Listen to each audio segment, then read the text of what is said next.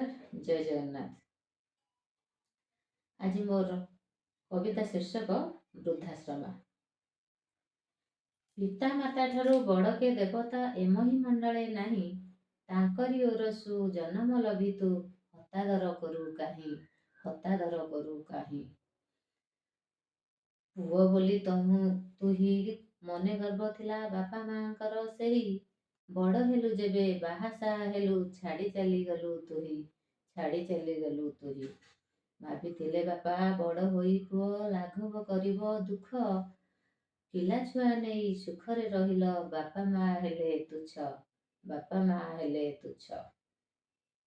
ଦୁନିଆର ଯିଏ ଆଲୋକ ଦେଖାଇ ଦେଇଥିଲେ ପରିଚୟ, ଜୀବନ ତାଙ୍କର ହୋଇଅଛି ଆଜି ଅମା ଅନ୍ଧକାରମୟ, ଅମା ଅନ୍ଧକାରମୟ।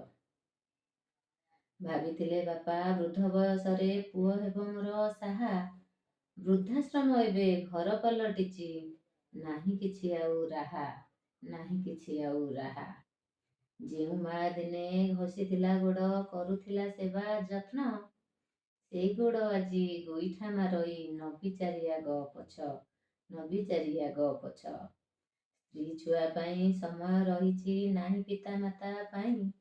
ରୋଗେ ପଡ଼ିଥିଲେ ସେଇ ମା ଦିନେ ଚେଇଁ ରହୁଥିଲା କେତେ ଯେ ରାତି ଅନିଦ୍ରା ହୋଇ, କେତେ ଯେ ରାତି ଅନିଦ୍ରା ହୋଇ। ବୃଦ୍ଧ ପିତାମାତା ଜରାଶ୍ରମେ ରହି ହେଉଛନ୍ତି ସେହି ଝୁରି। ନାତି ନାତୁଣୀକୁ ଦେଖିବା ପାଇଁକି ହେଉଛନ୍ତି ସଦା ଭାଳି, ହେଉଛନ୍ତି ସଦା ଭାଳି। ଏ ସଭ୍ୟ ସମାଜ ହୁଅ ସଚେତନ, ଏ ସଭ୍ୟ ସମାଜ ହୁଅ ସଚେତନ। ଫେଡ଼ ତୁମ ଦିବ୍ୟ ଜ୍ଞାନ। ପିତା ମାତାଙ୍କୁ ଯେ ସଦା ଯତ୍ନ କର, ପିତା ମାତାଙ୍କୁ ଯେ ସଦା ଯତ୍ନ କର।